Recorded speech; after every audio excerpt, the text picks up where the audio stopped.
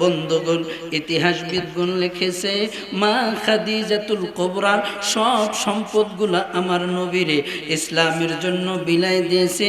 এই জন্য খাদিজাতুল কুবরারে মাঝে মধ্যে মক্কার সম্ভ্রান্ত মহিলারা মাঝে মধ্যে ঠেস মেরে বলতে, খাদিজা সব তো মোহাম্মদের দিয়ে দিলি, এতে মোহাম্মদের দিয়ে তুমি কি পাইলা?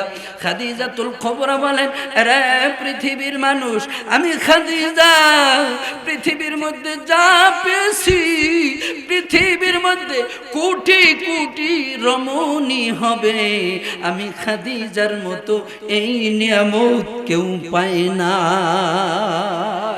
কথা বলেন ঠিক না বেঠে? বলুন, নবীর মতো নিয়ামত পৃথিবীর জমিনে কোনো কিছু আসেনি? আরো জোরে বলুন, আসেনি? আমার আল্লাহ ডেকে বলেন, লাকাদ মান্নাল্লাহু আলাল মুমিনিন।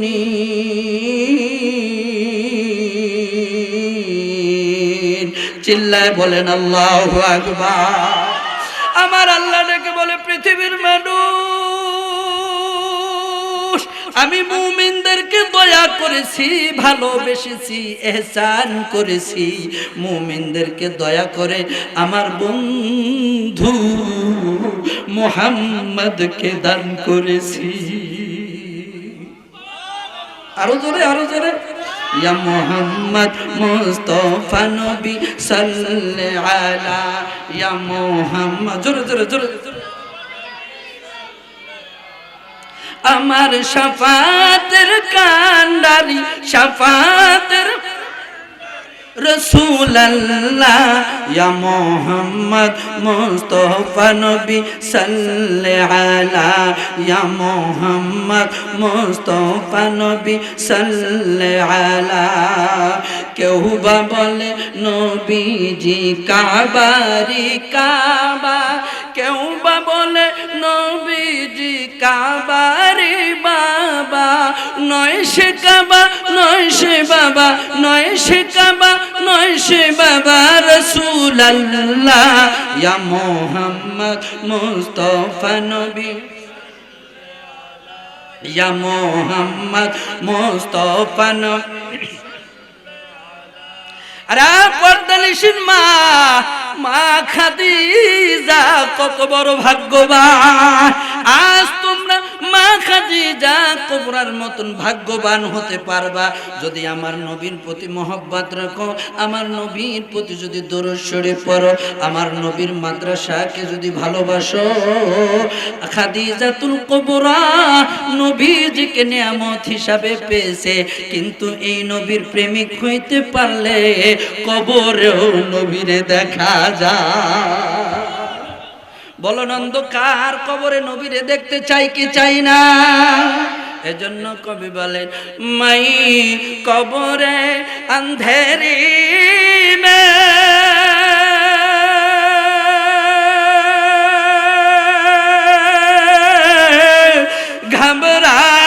ঘবরাऊंगा जब तन्हा,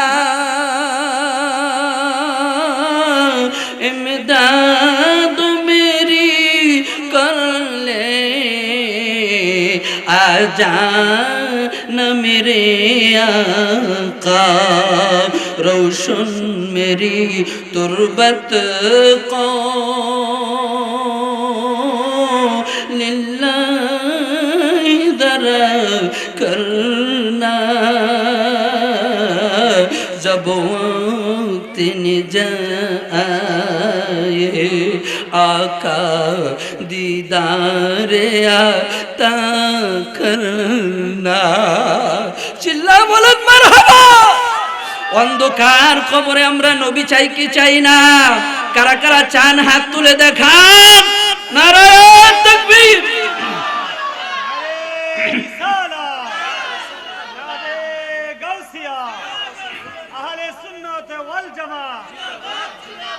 মা খাদিজাতুল কুবরা আমার রাসূলকে বলেন ইয়া রাসূলুল্লাহ ইয়া হাবিবাল্লাহ, একেবারে অন্তিম শেষ সময় দেখবেন আমাদের দেশে কেউ যদি সাকারাতের সময় পায়, কথা বলার সময় থাকলে ছেলের সঙ্গে কথা বলে, মেয়ের সঙ্গে কথা বলে, ভাইয়ের সঙ্গে কথা বলে, একেবারে অন্তিম শেষ সময় যেই দাবিগুলা করে যায়, ওসিয়াতগুলি করে যায়, মা খাদিজাতুল কুবরা বলেন পৃথিবীর মানুষ, আমি কোনো ধন দৌলতের ওসিয়াত করি নাই। আমার নবী বলেন আরে খাদিজা, প্রাণের স্ত্রী, প্রাণের বিবি, তোমার কি দাবি দোয়া আমারে একটু জানাইয়া দাও। মা খাদিজাতুল কুবরা বলেন হুজুর, ইয়া রাসূলুল্লাহ ইয়া হাবিবাল্লাহ, আমি পৃথিবী থেকে বিদায় হয়ে যাব, নবী গো আমি মরে যাব, আমার জন্য আপনি কাফন দাফনের ব্যবস্থা করবেন। আল্লাহর নবী বলেন হ্যাঁ খাদিজা, অবশ্যই তোমার জন্য কাফন দাফনের ব্যবস্থা করব। আল্লাহর নবী বলেন রায় খাদিজা, এই তোমার জন্য পৃথিবীর সবচাইতে দামি কাপড় আমি তোমারে দিব। খাদিজাতুল কুবরা বলেন হুজুর, আমি খাদিজার জন্য দামি কাপড়ের ব্যবস্থা করতে হবে না। আল্লাহর নবী বলেন খাদিজাতুল কুবরা, আমার প্রাণের বিবি, কেন কেন, তোমার জন্য অবশ্যই আমি দামি কাপড় ব্যবহার করব। মা খাদিজাতুল কুবরা দুইটা চোখের পানি ছেড়ে দিয়ে বললেন ইয়া রাসূলুল্লাহ, যেই দিন আপনি হেরা গুহা থেকে আমার বাড়ি এসেছেন হুজুর, আপনার গায়ে প্রচন্ড জ্বর, ইয়া রাসূলুল্লাহ আমি একটা কম্বল জাপাইয়া আপনার গায়ে জড়াই দিছিলাম, নবী গো আমার আল্লাহ আপনারে ডাক দিছে ইয়া আইয়ুহাল মুজাম্মিল, চিল্লায় বলেন আল্লাহু আকবার। ইয়া রাসূলুল্লাহ ইয়া হাবিবাল্লাহ, আমি খাদিজা মনে করি পৃথিবীর সমস্ত দামি কাপড়ের চাইতে আমার আল্লাহ আপনার গায়ের চাদরের নাম ধরে মুজাম্মিল বলে ডাক দিছে।